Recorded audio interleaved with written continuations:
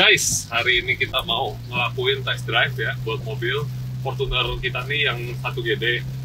Hari ini kita mau ngelakuin tes setelah ini udah upgrade Stage 2 Plus. Jadi kalau kemarin di video sebelumnya gue bahas waktu itu mengenai Stage 2 Plus ya, tapi bukan di mobil gue sih. Cuman sama persis deh, pokoknya bener-bener partnya semua sama, tuningannya juga sama, remap plus ditandem dengan kita pakai EcoShop Ultra Boost gitu ya. Oke, sekarang kita menuju masuk tol ya, dimana tolnya ini sepi banget, jadi gue bisa ngetes dengan enak. Kita mau kasih lihat nih, kemarin itu kita persis di sini juga waktu itu ngetesnya, kita sempet tes akselerasinya segala macam. Sekarang gue udah pasangin yang alat baru yang gue bilang. Jadi kemarin kita tandem ECU-nya dengan piggyback ya, namanya EcoShop Ultra Boost. Nah, yang tipenya plug and play, jadi nggak ada dipotong-potong, di solder-solder. Sama kemarin kita ganti nozzle dan juga kita tuning. Bisa dilihat nih sekarang gue udah aktifin, kita link ya, jadi dari alatnya itu ngelinknya tuh sebenarnya ke handphone. Nah, cuma karena kebetulan yang 28 ini bisa Miracast, makanya gue tampilin di sini nih. Jadi ini bisa dipencet di sini, kayak kita pencet handphone aja kan. Tuh, lu bisa ngasih lihat nih settingannya ada nomor 0, 1, apa 2. Nah, sekarang kita lagi ada di settingan nomor 2. Ini kita bisa lakukan sedikit adjustment dikit ya dari sini. Cuman gue nggak akan lakuin itu karena gue lagi nyetir. Gue mau kasih lihat aja ini bahwa dia ada fitur semacam kayak ini ya, apa namanya, dashboardnya gitu loh. Jadi bisa kelihatan nih RPM mobil berapa, speednya apa namanya berapa nih yang lagi di jalan, dan juga ini boost turbonya. Sekarang kita coba ya. Gue akan akselerasi dari gigi 4. Kita coba gas sekarang.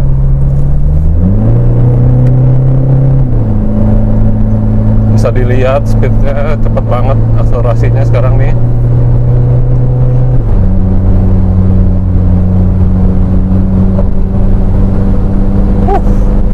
Kita udah nyentuh 160-an ya, nggak berasa kayak naik mobil tinggi nih.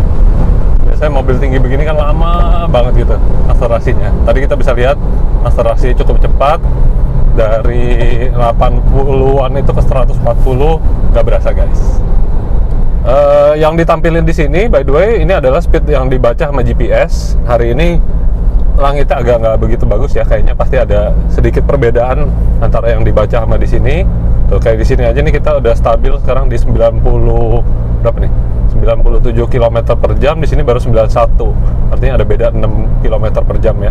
Tapi gue akan kasih lihat nanti speednya dari sini aja, karena waktu itu juga kita nggak compare dari sini. Tadi kita udah bawa Dragy sebenarnya. Kita udah punya nih Dragy ya. Ini alat yang pakai untuk ngetes speed segala macam. Tapi tadi barusan kita mau coba untuk connecting di sini, sinyalnya nggak ada terus karena katanya langitnya hari ini lagi mendung kan. Paling nggak kita akan coba ntar bisa apa enggak Dragy-nya, dan kalau nggak bisa kita akan gunakan referensi dari kamera kita aja untuk itu waktunya. Nah, seperti yang gue bilang, kalau kita kan nyetir nggak mungkin ya gaspol-gaspolan terus, tapi ada kalanya kita pengen performanya maksimum, ada juga kadang yang kayak buat irit aja. Nah, dengan alat ini jadi enaknya gini nih guys, kita bisa switching langsung settingannya. Contoh ini gue sekarang pilih nomor 1. Nah, di nomor 1 ini settingannya sedikit lebih berkurang tenaganya, tapi bisa lebih irit gitu. Nah, di sini statusnya menjadi nomor 1 ya. Ini arti kita di map 1.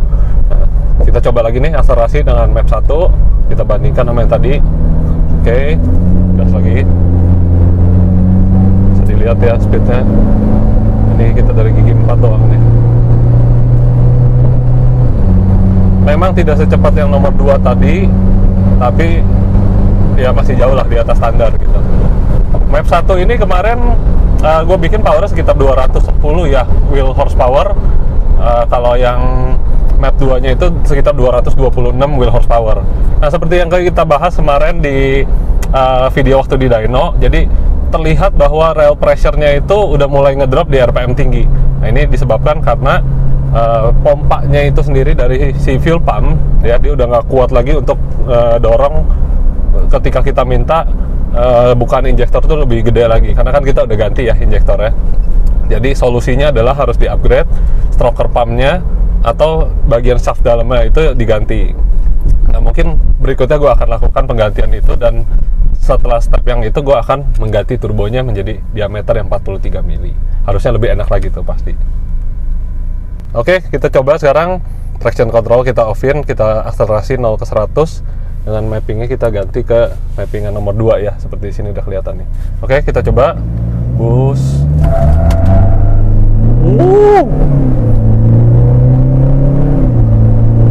Oke, 0-100 harusnya didapat. Kayaknya sih feeling gue mungkin di angka 7 detikan kali ya, karena sebelumnya kita udah dapat di 8 detik. By the way, sekarang ini kita udah masuk ke speed 160. Wow. Oke, cukup. Bisa dilihat tuh ya, speednya nih di sini 160 km per jam. Dari awal kita tes tadi cepet banget itu guys. Gak berasa naik mobil Fortuner, jadi berasanya kayak naik mobil apa nih ya? Naik kayak mobil-mobil sport zaman dulu lah, ibaratnya yang mobil-mobil bensin turbo. Memang luar biasa lah sekarang teknologi mobil turbo ya. Sudah common rail diesel dengan 2800 cc turbo VNT juga, tenaganya luar biasa. Nah ini yang gue bilang tadi nih, kebetulan lagi berhenti macet, kita bisa ngerubah settingan dari sini ya. Tuh contoh di sini kita mau bikin settingannya lebih banjir apa lebih enggak gitu, ini tinggal kita kurangin plus minus dari sini nih. Contohnya ini kita balikin nih, tadi kita rubah-rubah. Nah ini diminusin 3%, atau mau dibikin balik lagi ke 0%. Nah jadi ini untuk sorry, jadi bisa dibilang fungsi yang ini tuh untuk membantu kita tuning. Jadi tuningnya tetap yang pertama harus dari laptop lah ya, di dyno. Nah, tapi kalau udah di jalan mau rubah-rubah lagi nggak bawa laptop, nah kita bisa rubah dari sini. Bahkan dia ada fitur advance nih, kalau kita pencet dia bisa per RPM loh. Jadi dia punya settingannya nih, di RPM segini di plusin berapa, ini berapa gitu. Jadi bener-bener bisa didapat hasil yang terbaik, karena kita bisa road tune juga di jalan menggunakan smartphone kita gitu. Jadi bener-bener fungsinya itu banyak terpakai, dan juga kita bisa bikin settingan yang irit, settingan yang racing, atau yang balik kayak standarnya gitu juga bisa. Oke, sekarang gue mau kasih lihat ya settingannya bisa irit seberapa sih setelah kita udah lakukan stage 2 plus ini ya. Jadi kan mungkin banyak orang pikir, oh diganti nozzle lebih besar, lebih boros ya, lebih banjir gitu kan. Tapi sebenarnya enggak, karena kita memang bikin request lebih banjir itu ketika di gaspol RPM tinggi. Tapi waktu kita cruising seperti ini, bisa kita lihat ya. Sekarang gue switching nih, mapnya sekarang gue taruh di map 1 nih, bisa dilihat di sini ya, map 1. Nah kita untuk cruising seperti ini, tuh dilihat tuh. Current-nya yang di tengah, kelihatan nggak Jun? Ini. Kelihatan. Nah, current fuel trip-nya ini aja nih, fuel ini 15,3 km per liter. Nah, jadi kalau kita nyetir konstan, nih seperti ini ya, gue nyetir 80 km per jam aja, itu hanya perlu didapat dengan RPM cuma sekitar 1400 RPM tuh, bisa dilihat ya di sini ya. Ini RPM cuma 1300, mobilnya laju terus. Dan kalau kita misalnya kasih di cruise control nih kayak gini, gue lepas, kita bisa lihat. Jadi berapa tuh? 23 km per liter. Ini kalau Jakarta sampai ke Bandung dijalanin 80 km maksimum dengan kita pakai cruise control, yang terjadi ya pasti irit banget, 1:19, 1:20 gitu. Jadi buat kalian yang berpikir, wah udah di-tuning kayak gini nggak bisa irit, mobilnya tambah boros, nggak juga. Kalau di gaspol terus RPM 4.000-an gitu ya pasti boros lah, namanya juga ngebut kan. Tapi kalau kita bawa santai-santai gini, justru mobil lebih enak buat dipakai. Nih, kayak gini nih ya, gue mau akselerasi nih ke 100-nya, gue cuma perlu tekan sedikit nih, ya RPM 2000 deh. Tuh, naik terus speednya, ya kan. Tapi kita lepas gas lagi, tuh, dia akan jadinya lebih irit. Nah, jadi sebenarnya prinsipnya itu adalah mobil dengan torsi dan power yang lebih besar akan jauh lebih enak buat dipakai, karena dari bawah aja udah bisa untuk akselerasi. Oke, sekarang kita mau coba tes dragi. Ini kebetulan jalannya udah kosong banget, kita mau tes dari diem ya, kita coba. Oke, kita akan launch, kita kasih boost 10 PSI. Oke, launchnya lumayan lah, tadi nggak terlalu panjang.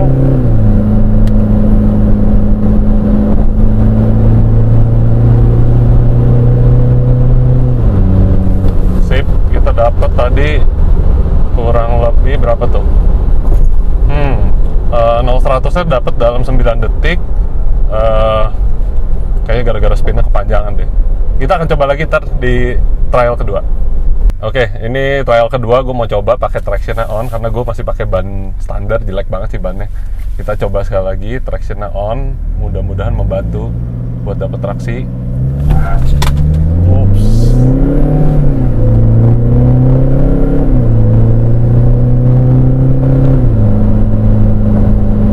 Dapat berapa tuh? Oh, mendingan malah 8,5 detik.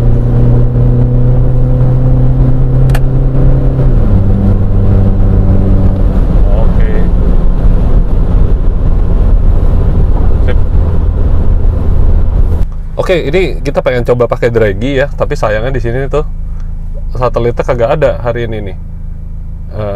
Oh, ini bisa nih, kita coba ya. Ini udah bisa, kita tes, coba. Kayaknya sih kalau satelitnya lagi jelek, tangkapannya suka ngaco. Tapi kita coba aja, nggak ada salahnya. Mudah-mudahan berhasil. Oke, kita coba dari diam lagi, traction control off, dengan kasih boost dikit. Mantap. 30, 60.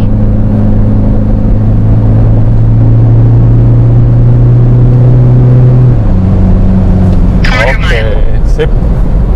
Lumayan. Kalau di sini dikatakan 0-100-nya didapat sekitar 8,3 detik. Harusnya lebih cepat sih. Tapi kita coba ya, kita lihat. Ntar setelah kita sampai bengkel, kita akan analisa dan kita cek apakah ini valid apa enggak. Nah, jadi begitu ya guys, kurang lebih mobil Stage 2 Plus yang kita udah tuning, kita udah optimalkan dengan nozzle upgrade, sama kemarin ada di tandem ECU remap dan juga ECU shop Ultra Boost. Nah, tadi kita udah tes 0-100, terus juga kita udah jajal di tol drivability-nya gimana. Jadi kurang lebih mobil itu masih bisa dipakai seperti biasa normal, tetap masih bisa irit. Dan tapi kalau begitu kita bejek, wah larinya udah 300 HP lebih. Jadi buat kalian yang berminat, langsung aja guys, nggak usah khawatir karena ini masih oke buat ke turbo standarnya juga masih bisa dipakai. Dan untuk lag-nya sendiri tidak ada jadi lebih lag daripada standar karena kita masih menggunakan turbo daripada mobil 1GD FTV 2800 cc. Nah, dan tentunya sekarang tuningan kita pokoknya kita bikin semaksimal mungkin itu adalah kita smokeless ya, jadi tidak ada asap hitam ngebul-ngebul cumi-cumi yang kayak kebakaran hutan begitu, tapi powernya tetap bisa lebih bagus dibanding standar. Nah, di belakang gue juga ada mobil 2400 cc, ini kemarin baru kelar tuning, powernya udah dapat 220 WHP-an dengan torsi sekitar 580 Nm on wheel ya, padahal ini cc-nya cuma 2400 tapi tenaganya juga lebih gila. Nah, nanti di video berikutnya mungkin kita akan bahas, tapi gue mau kasih lihat dulu sebelumnya. Nah, di mobil 24 sendiri kita juga nanti bakal perkenalkan ya. Ini pokoknya tampilannya kita kasih lihat nih, tampilan kayak standar. Ya, ini stealth banget, masih menggunakan box filter standar, pipa-pipa intercooler, header semuanya masih standar juga, tapi powernya udah nge-push 320 HP-an. Jadi nggak kalah nih daripada 1GD yang Stage 2 Plus. Ini tenaganya bakalan mantep banget dan juga ini smokeless tune juga. Jadi nggak terlihat asap hitam begitu lagi dibejak. Nanti kita akan bahas di video berikutnya deh pokoknya. Oke, kalau gitu sampai sini dulu guys videonya. Nanti kita akan mencoba lagi ya dengan Stage 2 Plus itu ditambah dengan stroker pump dan abis itu kita akan ganti turbo. Jadi step by step tapi mulai terlihat nih powernya menuju ke power yang lebih besar. Nah, jangan lupa makanya guys untuk subscribe ya, kita punya YouTube channel, Instagram @Elika Otomotif. Kalau di YouTube itu Elika Automotive Performance. Jadi kalau ada video-video baru, kalian nggak ketinggalan update-update-nya. Oke, kalau gitu sampai jumpa di video berikutnya. See you guys. Sampai jumpa lagi di video berikutnya. Jangan lupa untuk subscribe kita juga di YouTube, Instagram, dan Instagram TV kita. Thank you guys for watching this video. See you.